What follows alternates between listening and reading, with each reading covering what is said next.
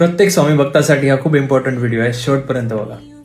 आपण नेहमी बोलत असतो ना, जे काही घडतंय ते स्वामींच्या इच्छेने घडतंय. यश देणारे पण स्वामीच आणि अपयश आलं तर वाट दाखवणारे पण स्वामीच.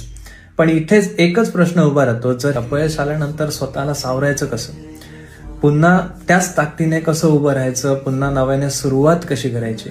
इथेच खरा स्वामींचा भक्त ओळखला जातो. कारण हे अपयश सुद्धा एक त्यांच्याच प्लॅनचा एक छोटासा पार्ट आहे.